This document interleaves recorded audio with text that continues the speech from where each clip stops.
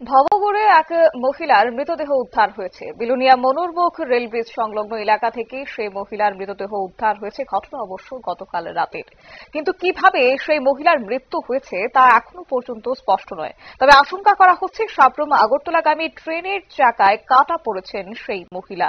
গোটা বিষয় নিয়ে দমকল কর্মীর পক্ষ থেকে কি জানানো হয়েছে শুনুন।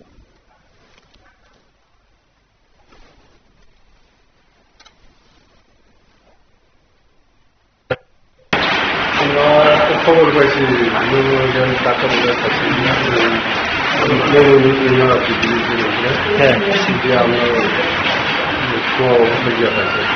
মানে এটা পড়ে গেছে রেলগাড়ি। কি মনে হইতেছে, মানুষ কি করতেছে?